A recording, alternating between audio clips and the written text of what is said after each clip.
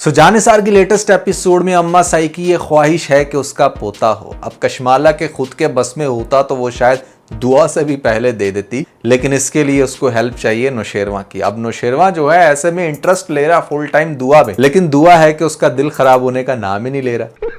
अब आने वाली एपिसोड में क्या होगा, किस तरीके से ये ड्रामा आगे जाके थोड़ा सा इंटरेस्टिंग हो सकता है, लेटेस्ट एपिसोड कैसी थी, इन सभी क्वेश्चंस के आंसर मैं आज के वीडियो में देने वाला हूं। लेकिन उससे पहले आप लोगों को बताना चाहूंगा कि पीके लग्जरीज की तरफ से इस तरह के लग्जरी डेकोर जिनकी वर्थ 25 से 30 हजार भी हो सकती है, आपको फ्री ऑफ कॉस्ट दिए जा रहे हैं। करना सिर्फ आपने ये है कि मिस्टर नुमालिन चैनल को सब्सक्राइब कर लें और हमें इंस्टाग्राम पे फॉलो करने के बाद दोनों के स्क्रीनशॉट वहां पर आपने मैसेज में सेंड कर देने। आप में से 100 लोगों को चूज करके इस तरह के लग्जरी डेकोर आपके एड्रेसेस पे डिस्पैच किए जाएंगे जैसे ही मिस्टर नुमालिन चैनल पर 1 मिलियन सब्सक्राइबर कंप्लीट होते हैं। बहुत सारे लोग अभी से पूछने लग रहे हैं कि भैया हमारा गिफ्ट कब आएगा। तो 100 लोगों को सेंड किए जाएंगे, काफी ज्यादा चांसेस हैं। अपने स्क्रीनशॉट सेंड करना मत भूलिएगा। PK Luxus, we don't sell crap। Latest episode का मुझे ये पॉइंट बहुत ही ज्यादा सुपर्ब लगा, जहां पर जो दुआ की सबसे छोटी बहन है वो ये क्लेम करती है कि उसको अमीर बंदा चाहिए शादी करने के लिए। इट साउंड्स मटेरियलिस्टिक बट ये रियलिटी है कि भैया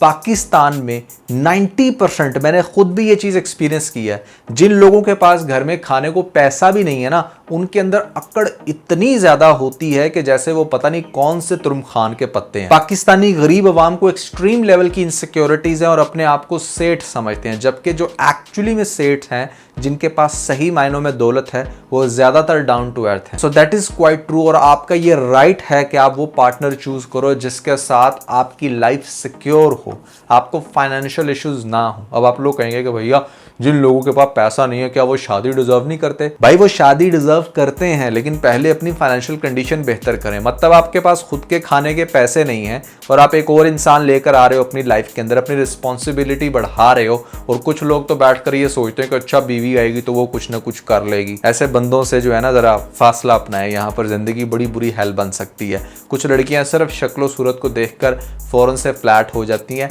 फाइनेंशियल कंडीशन का स्टेबल होना बहुत ज्यादा जरूरी है।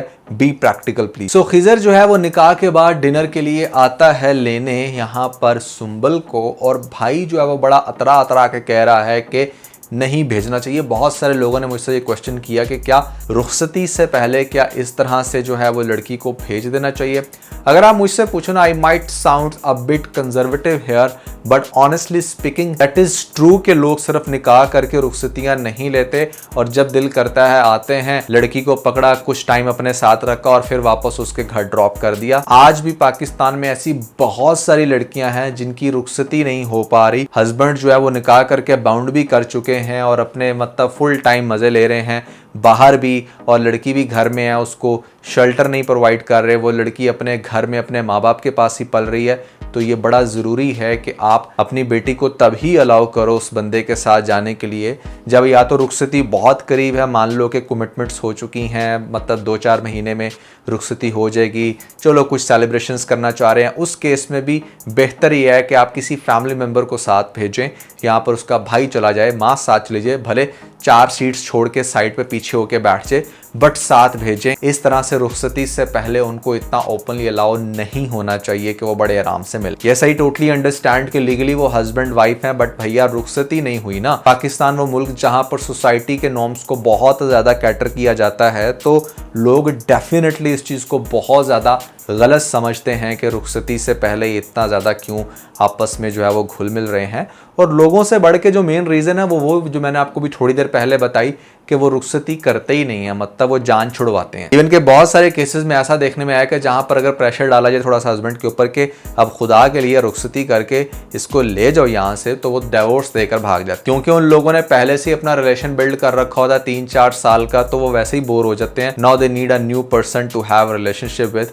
सो इसलिए प्लीज अवॉइड करें, रुखसती से पहले ये सारे संबंध क्रिएट ना हो। फराज वैसे नेक्स्ट लेवल का चू है, लेकिन उसने ये बात बिल्कुल परफेक्ट की कि भैया नहीं, उसको उसको बहन को भेजना चाहिए। हाँ, चूंकि वो जानता है इस तरह के मर्दों की खसलत के वो किस तरीके से फीमेल्स को यूज़ करते हैं, वो खुद भी ये काम कर चुका है, तो वो यहाँ पर बात ठीक कर रहा है। वो अलग बात है कि जिस तरीके से अब वो नेक्स्ट एपिसोड के अंदर भी पंडोरा बॉक्स खोलेगा, यहाँ पर खिज़र को गंदा करने की कोशिश करेगा।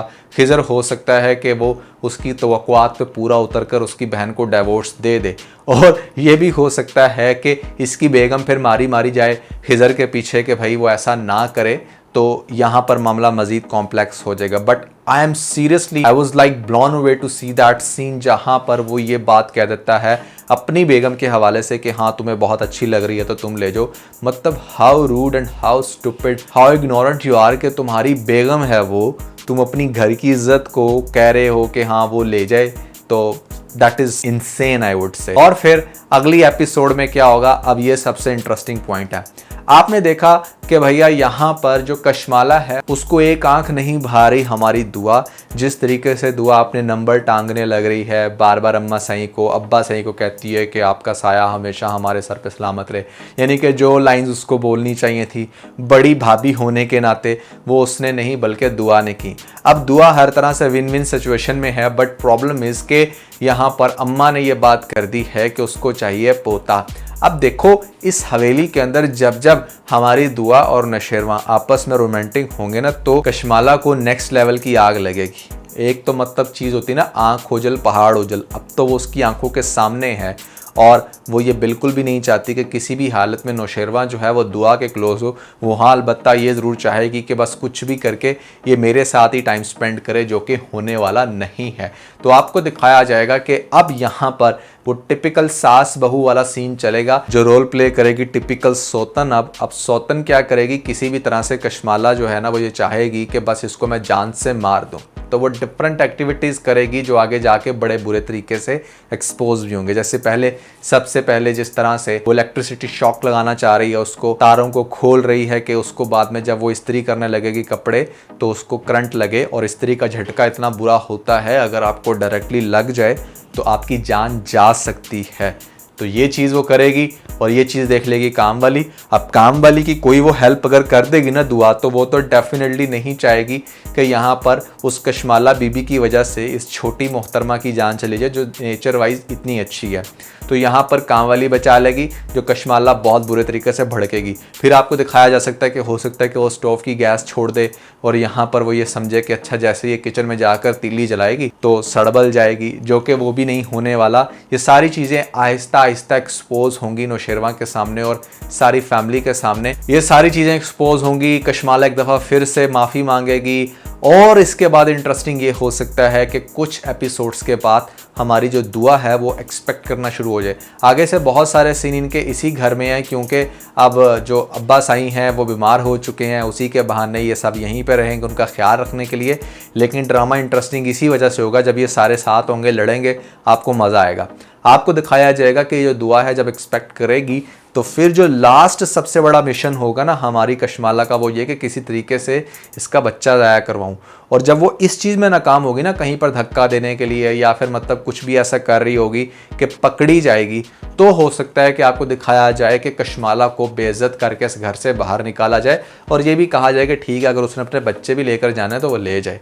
तो बड़ा इंटरेस्टिंग ये ड्रामा आगे से होगा इस सेंस में। लेकिन वैसे जितने ज़्यादा इसको व्यूज़ पड़ रहे हैं, जितनी ज़्यादा आवाम इसके पीछे पागल है, मेरा नहीं ख्याल कि इतने सारे व्यूज़ जस्टिफाइड हैं। इससे बहुत ज़्यादा बेहतर दूसरे ड्रामे ऑलरेडी ऑन एयर हैं जो मेरे ख्याल से काफ़ी सफ़र कर रहे हैं टीआरपी के लिए। बट आप लोग किस हद तक इससे एग्री करते हो, डिसएग्री, आपने कमेंट्स में मुझे बताना है। उसके अलावा अगर आप लोगों ने हमारा ये वाला व्लॉग नहीं देखा तो जल्दी से लिंक पे क्लिक करके वीडियो देख के अपना फीडबैक हमें ज़रूर दीजिएगा।